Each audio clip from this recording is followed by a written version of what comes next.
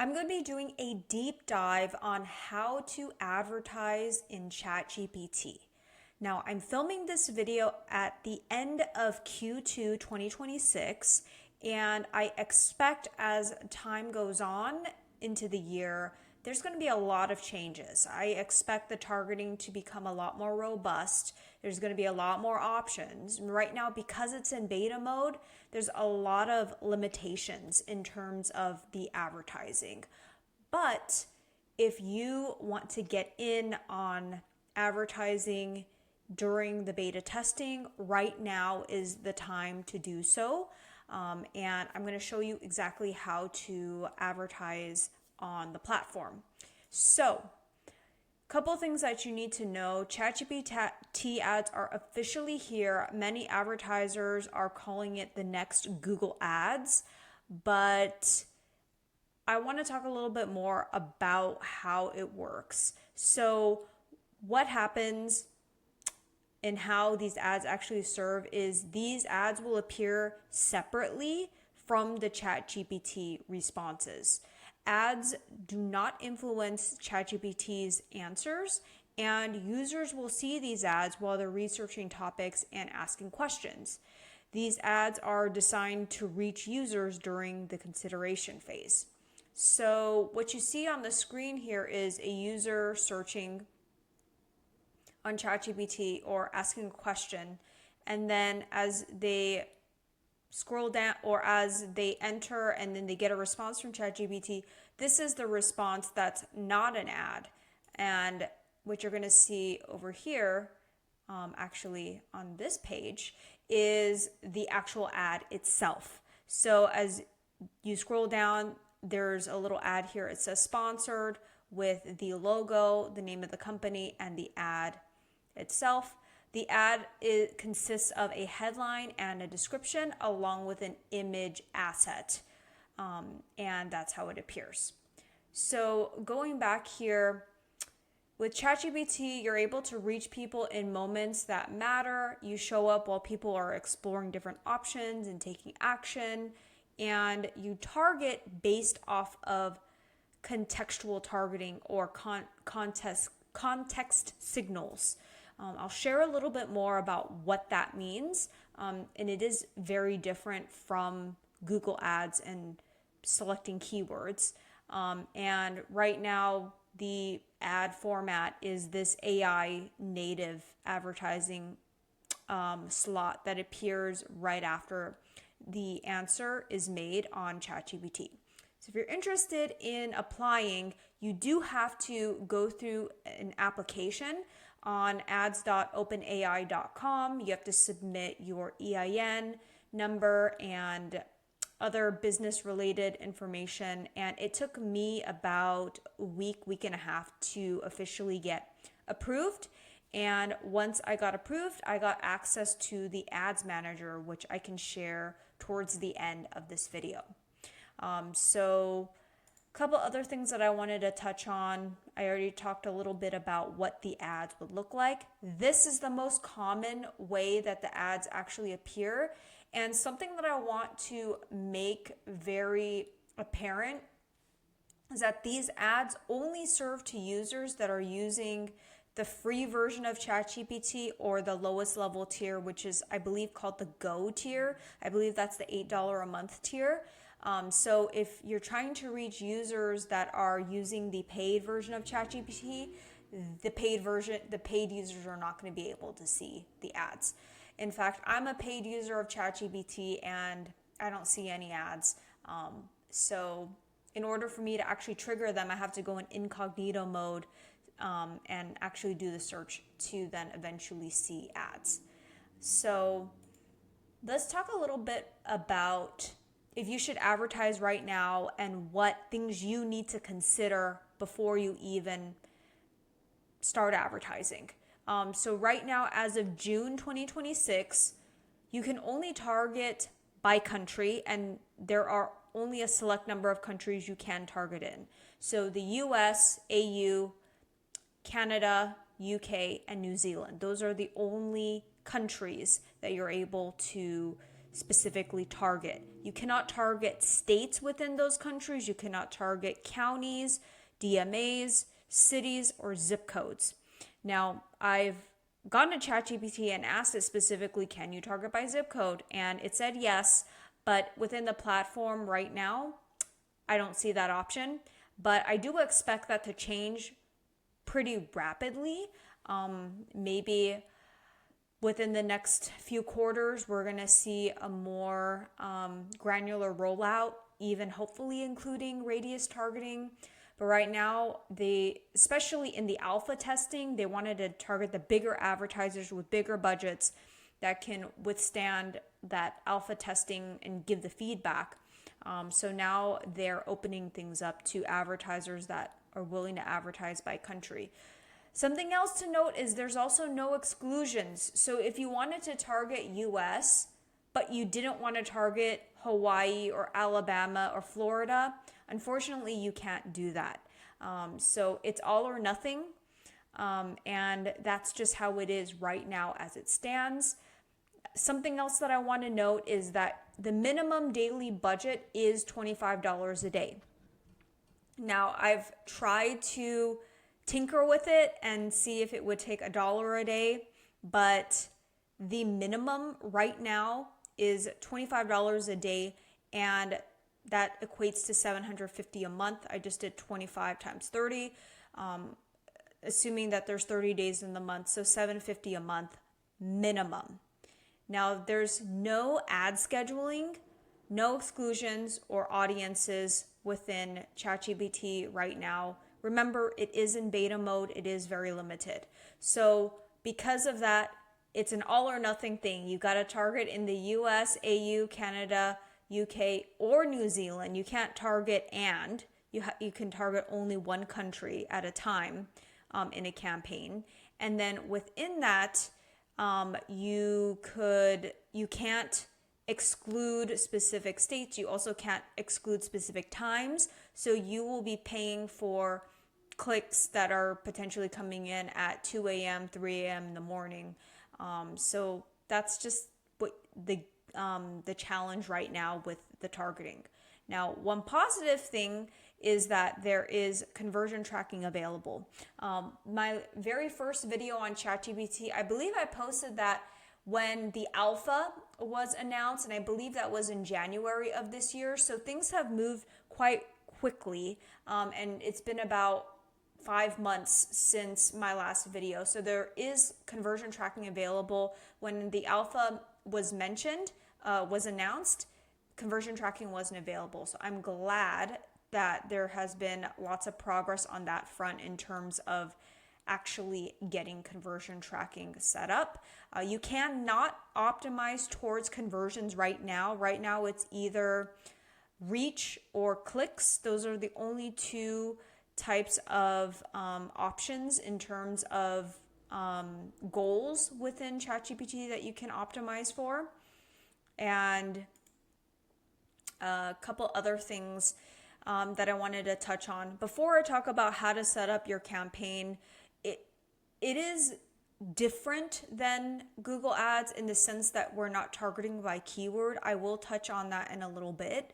But in terms of how to go about setting up your first ChatGPT campaign, after you get approval, you'll get an email with a link directly to the OpenAI Ads Manager, and it will take you in there. You'd have to set up your billing information, upload a logo, and then you can go about setting up your first campaign.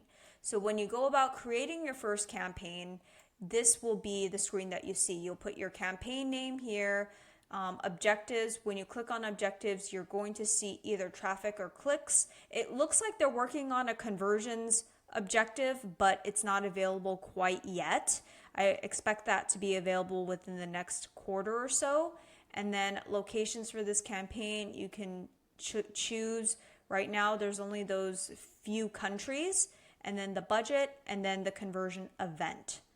And then you can also set up the conversion pixel, and I can show you guys where to set that up later on in this video. But after you set up your campaign information, it's going to then take you to the ad group. So you set up the ad group and the bid that you want. So $350 is their starting bid in terms of recommendation. So you could set this as aggressively or conservatively as you want. This is just a starting point. And I would say this number might change depending on what you put here into the context hints. But this is the starting point. I'll keep it at that. Maybe I'll change this to be more aggressive later on. Then you'd put in your URL where you want to send the traffic to. And then this is the most important part. I can't believe this is even optional, but I would say that this is pretty mandatory here. This is called context hints. This is like the keyword equivalent to using ChatGPT ads or OpenAI ads. So within context hints, you're describing the conversations and topics and keywords where your products or services may be relevant. These are hints that guide matching but aren't exact matching rules.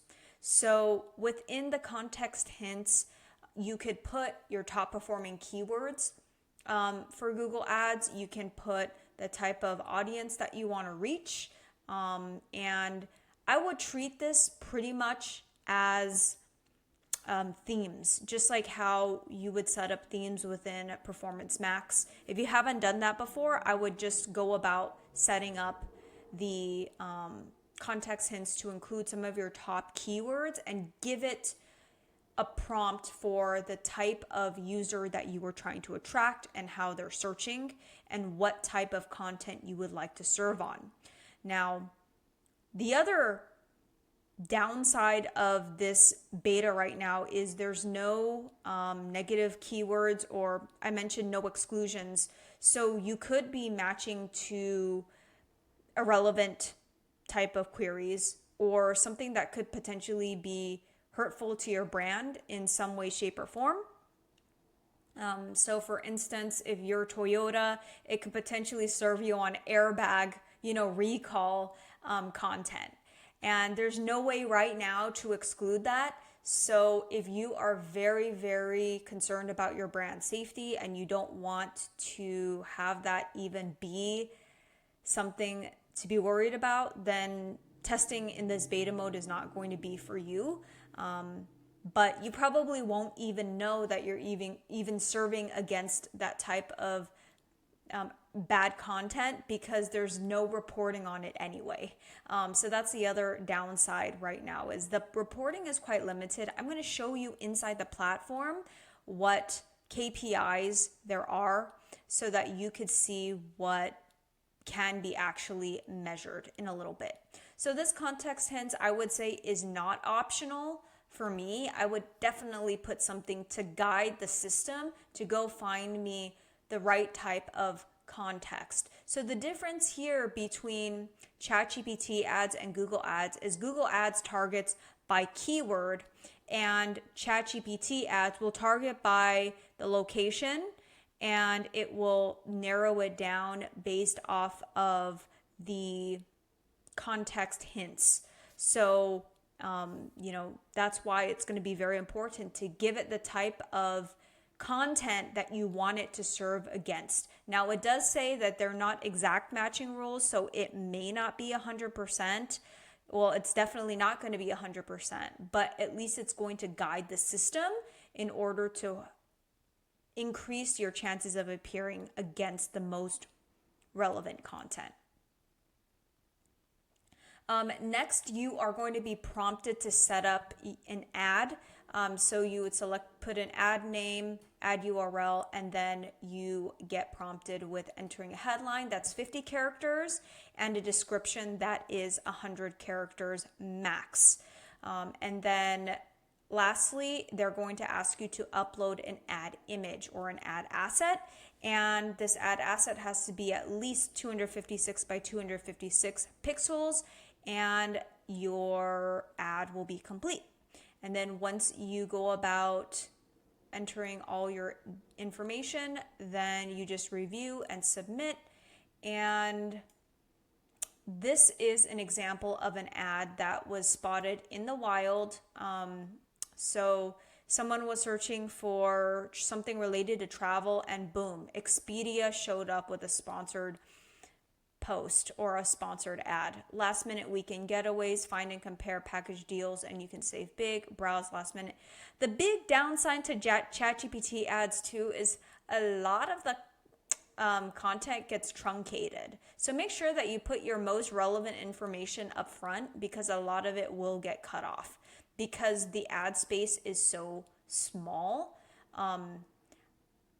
And it is very apparent that it is an ad because it does say sponsored. I can't tell though if, I guess these two are, two different ads from Expedia.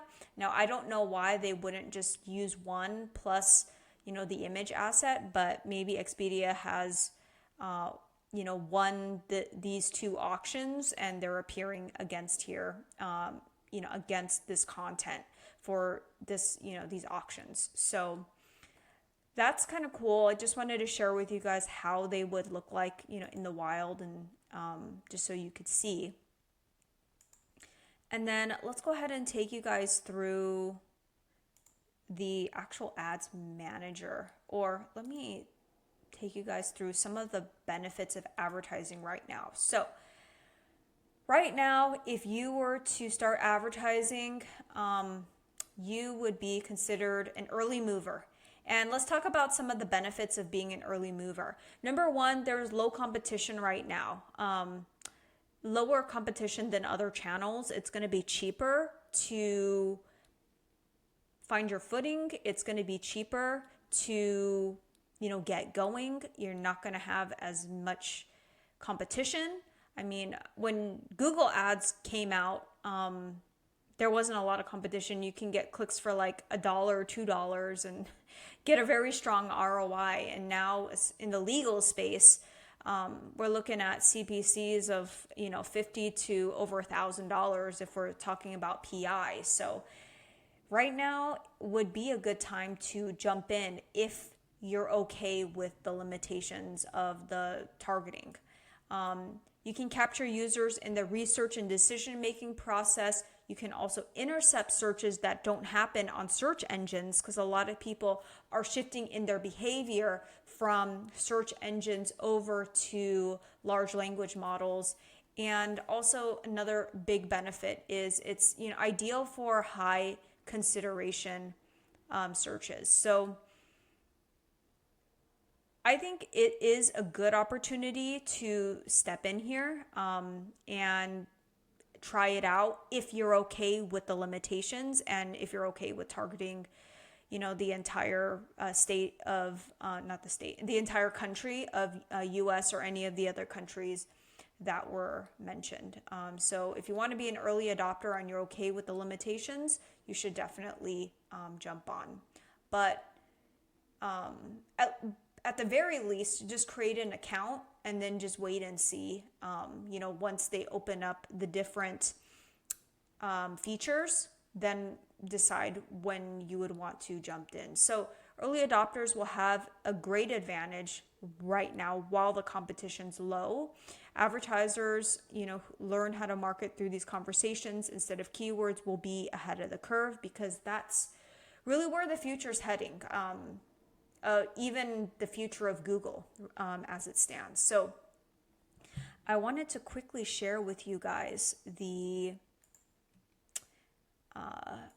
OpenAI dashboard. So this is what the dashboard looks like. You want to create an account, a campaign. You just go here to create, and then you'll see those screenshots that I shared earlier. And here are the metrics that they report on. So impressions, clicks, conversions, spend, CTR, CPC, CPM, and budget. That's it. So not a lot of, there's no competitive data or, anything, no impression share, nothing like that. And if you want to set conversion tracking, you would just go then to the tools and then you would set it up there.